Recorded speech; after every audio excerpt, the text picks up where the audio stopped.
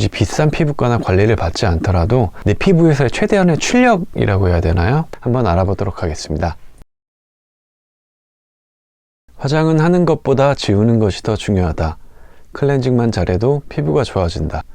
이런 말 혹시 들어보셨나요? 많은 피부 전문가들이 입을 모아 말하길 피부 관리는 클렌징이 시작이다 라는 말을 많이 하죠. 특히 피부 좋기로 유명하신 배우 고현정님께서는 책 고현정의 결에서 지인들에게 세안법을 권할 때 항상 비유하는 게 있다고 말했습니다. 바로 세안할 때 얼굴은 왕처럼 손은 하인처럼 대하라, 이렇게 얘기할 정도로 클렌징은 그만큼 피부에 중요합니다. 그럼 사람마다 피부나 환경이 다 다른데 어떤 세안제를 쓰고 어떻게 세안하는 게 피부에 좋은 걸까요? 최대한 자극 없는 순한 클렌징 폼은 어떤 걸 써야 하는지, 또 약산성 세안제는 무엇인지 한번 알아보도록 하겠습니다. 안녕하세요, 유튜버 뷰티 1g입니다. 오늘은 좋은 피부 관리의 시작이자 끝인 클렌징에 대해 알아보려고 합니다. 혹시 약산성 세안제를 써야 피부가 좋아진다 라는 말 들어보셨나요?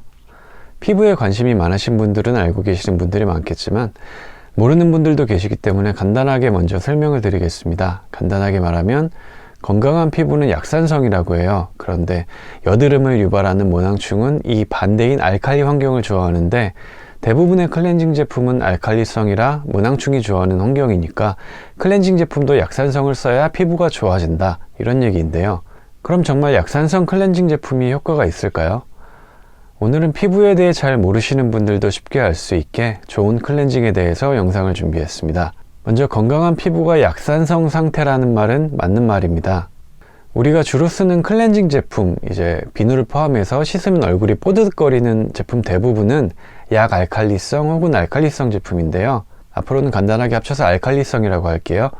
이 알칼리 성분으로 클렌징을 하면 피지와 기름때가 씻겨 나가는데 곧바로 다시 맑은 피지가 분비돼서 피부를 감싸주고 약산성 상태로 다시 만들어줍니다. 이게 알칼리 상태로 계속 피부가 있는 게 아니에요. 그래서 클렌징하면 피부가 알칼리가 된다는 말은 실질적으로는 맞지 않는 말이고, 모낭충이 알칼리를 좋아해서 알칼리로 세안하면 안 된다는 말도 현실적으로는 맞지 않는 말입니다. 단 약산성 클렌징 제품이 알칼리보다 피부에 자극이 안 가고 순한 건 맞는 말인데, 자극이 안 간다는 건 그만큼 클렌징력이 떨어진다는 거거든요. 약산성 클렌징 제품을 써보면 아시겠지만 클렌징 후에도 되게 미끄덩거리는 느낌이에요. 보통 클렌징 폼을 하면 이렇게 뽀드득거리고 개운한 느낌이 들어야 되는데 약산성 제품은 그런 게 없어요. 뭔가 좀 덜 씻긴 느낌이 난다고 해야 되나요? 오히려 알칼리 세안제를 써야 맞는 피부인데 약산성 세안제를 써서 덜 씻긴 느낌 때문에 찝찝하기만 하고, 그렇다고 피부에 뭐가 안 나는 것도 아니고, 이도 저도 아닌 경우를 겪는 분들도 분명히 존재합니다. 피부에 절대적인 거는 없어요. 모두에게 맞는 방법이란 존재하지 않고 어느 정도의 기준이란 게 있을 뿐이에요. 저 사람은 피부가 좋은 것 같은데 뭐가 잘 맞는다고 해서 나도 저거 쓰면 되겠지 라고 하면 그건 아닌 거예요. 그냥 참고만 하고 나에게 맞는 걸 내가 알아서 찾아가면 됩니다.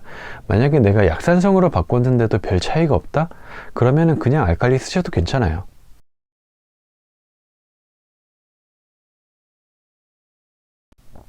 결국 건강한 피부란 피부 장벽이 튼튼하다는 뜻인데요. 쉽게 말해 똑같은 여드름이 나도 피부 장벽이 건강하면 염증성이 되지 않고, 이는 얼굴에 흉터나 자국이 남지 않는다는 뜻이기도 합니다. 피부 장벽이라는 게 한번 무너졌다고 평생 무너져 있는 게 아니고 얼마든지 회복이 가능하기 때문에, 만약에 내가 요즘 어떤 원인으로 인해서 피부 장벽이 무너졌으면 그때는 약산성 세안제를 쓰다가 좀 괜찮아지면 알칼리로 다시 바꾸는 것도 굉장히 좋은 방법입니다. 왜냐면 피부 자극면에서는 약산성 세안제가 훨씬 순한 건 맞기 때문이에요. 다시 한번 말씀드리지만 약산성 세안제를 쓰지 않는다고 해서 피부 장벽이 무조건 무너지는 게 아니기 때문에 개개인이 써보고 판단하는 것이 제일 중요합니다. 내가 약산성으로 바꿨는데 굳이 효과가 없다면 계속 쓰실 필요 없고요. 이때는 클렌징 제품을 바꾸시는 것보다 앰플이나 로션 등 기초 제품을 통해서 장벽을 튼튼하게 복구시키는 것이 좋습니다. 피부 장벽에 도움이 되는 기초 제품 성분에는 판테놀, EGF, 세라마이드 등등 여러 가지가 있는데, 제가 써보고 되게 좋았던 제품들은 아래 더보기란에 링크를 남겨놓겠습니다. 한번 참고해 보시면 좋을 것 같아요. 다시 한번 정리하면, 내가 피부가 너무 약하다, 아니면 장벽이 무너져 있는 상태로 엄청 초예민한 상태다, 트러블이 막 자고 일어나면 계속 생기고 조그마한 자극에도 피부가 이상이 생긴다면 그때는 약산성 세안제를 사용해 주시는 게 좋고, 피부가 예민하긴 한데 막 엄청까지는 아니다. 그러면 알칼리 세안제를 사용하셔도 무방합니다. 오히려 그게 더 좋을 수도 있어요.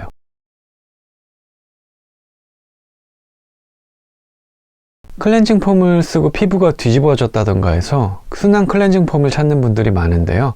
약산성을 쓰던 알칼리를 쓰던 순한 제품을 쓰는 게 피부에 당연히 좋습니다. 순한 클렌징 폼을 고를 때는 다른 거 신경 쓰지 마시고요.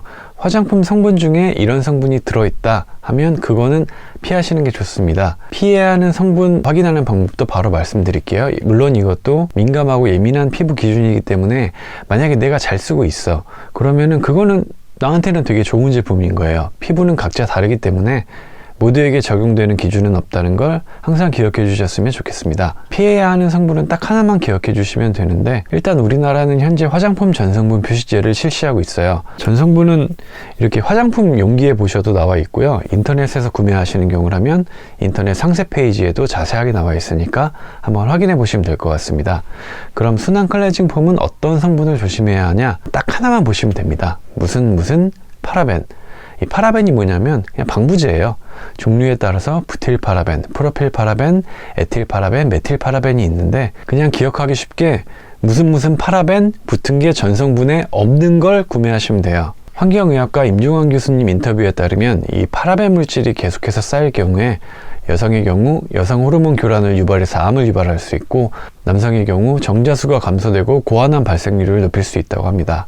이 파라벤이 실제로 암을 유발한다 아닌다는 아직 논란이 많은 상태인데, 유럽에서는 이미 유력한 증거들이 발견되면서 허용 기준을 강화하고 있는 추세라고 합니다.